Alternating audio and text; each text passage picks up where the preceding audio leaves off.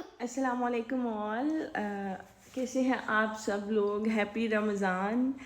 तो कैसा गुज़र रहा है सबका रमज़ान? मेरा तो बहुत ज़्यादा हेक्टिक गुज़र रहा है, बहुत बिजी स्केड्यूल है क्योंकि मेरे हाउस हेल्पर्स जा चुके हैं and I am all alone to handle the whole house and the kids as well. इस तरह के बच्चे हों तो और भी मुश्किल हो जाता है।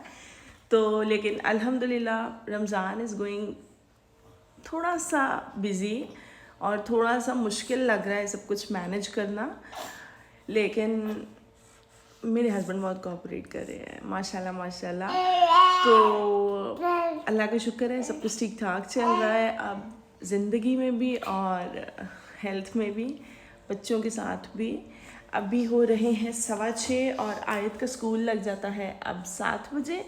तो आयत का ऑटो वाला 7 बजे आयत को पिक करके ले जाता है और आयत वॉज स्टिल स्लीपिंग। तो मैंने कहा कि he was making a lot of noises in the room, तो मैंने सोचा कि मैं इसको बाहर ले जाऊं और इसको ना मैं रेडी करूं आयत के उठने तक, आयत का ब्रेकफास्ट तैयार करूं। तो फिर चलते हैं, इसको तैयार करते हैं, फिर आयत का ब्रेकफास्ट तैयार करते हैं, फिर मिलते हैं। आयत को मैंने तैयार करके स्कूल भिजवा दिया है और अब मैं इस मखलूक को वॉकर में डालने लगी हूँ और घर की थोड़ी सी सफाई वगैरह करने लगी हूँ। तो सफाई करने के बाद मिलते हैं, फिर मैं आपको अपना सारा घर दिखाती हूँ। तो ये यहाँ पे मैं ज़रा शोखियाँ लगाने लगी हूँ थोड़ी सी काश ऐसा होता कि हम चुटकी बजाते और चुटकी बजाते ही सारा कुछ साफ़ हो जाता, लेकिन ऐसा नहीं होता। ऐसा सिर्फ मोबाइल की स्क्रीन पे हो सकता है। और ये देखें ज़रा, ये घर के हालात हैं। यहाँ पे मैंने घर को अच्छी तरीके से वॉश कर लिया है और अब ये किचन की बारी आ गई। किचन को वॉश किया, फिर इसके बाद आयत ने मुझे कहा था कि मैंने ना चावल खाने हैं मटर वाले, तो रात को मैंने मटर का सालन बनाया था, तो मैंने फिर आयत के लिए चावल बनाने शुरू कर दिए। यहाँ पे मैं तेज़ी से चावल साफ़ करने की कोशिश कर रही हूँ। एज़ यू ऑल नो कि मेरा ज़रा विजन प्रॉब्लम है, तो मैं जो मेरे फॉलोअर्स हैं उनको पता ही होगा कि मुझे थोड़ा सा है प्रॉब्लम। तो जो चावल होते हैं ना वो हम साफ़ ही लेके आते हैं, लेकिन समटाइम्स नहीं भी आते।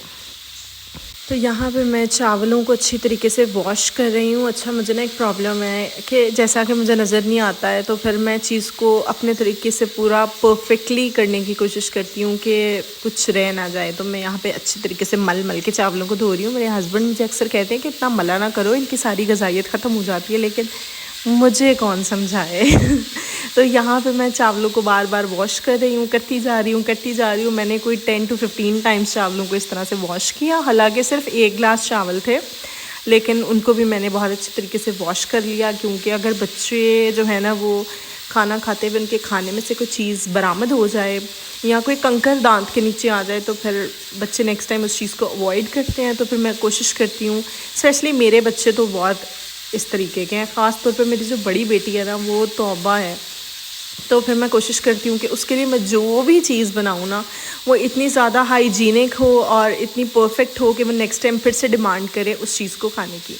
तो यहाँ पे चावल मैंने साफ़ कर लिए थे और फिर ये जो फ्राइड आइटम्स होते हैं हमारे ये इतना सारा ऑयल मैं उसका स्ट्रेन आउट कर रही हूँ और साथ में मैं बॉटल में ट्रांसफ़र कर रही हूँ। सारा घी जो ऑयल जो भी होता है उसको मैं ट्रांसफ़र कर रही हूँ। और यहाँ पे मैं किचन भी साफ़ कर चुकी थी, शायद किचन साफ़ हो गया था और आयत के चावल भी तैयार हो चुके थे और यहाँ पे घी भी ट्रांसफ़र कर लिया था। अब मैं सलाद के लिए फीडर बनाऊँगी और सलाद को सुला दूँगी। यहाँ पे सारा कुछ बर्तन वगैरह जो गंदे हुए थे और जो दूध के बर्तन थे वो साफ़ करने के बाद, मैंने किचन के बर्तन वॉश करने के बाद, सारा कुछ साफ़ करने के बाद घर को एयर फ्रेशन किया और इसको फ्रेशन अप करने के बाद मैंने सलाद को सुला दिया। सलाद बल्कि यहाँ पे सो चुका था, वॉइस ओवर बाद में कर रही हूँ ना, तो मैं भूल गई हूँ क्या क्या हुआ था। शायद सलाद सो गया था। यस, उसकी वॉकर तो नज़र नहीं आ, no he is in the kitchen, अभी नहीं सोया है। इसको मैं साफ़ करने के बाद जो है ना सलाद को सुलाऊँगी। यहाँ पे बच्चों ने इतना मेस क्रिएट कर दिया होता है ना, बच्चों को सुलाने के बाद यहाँ पे दुआ भी सो गई और सलाद भी सो गया। बाहर मौसम था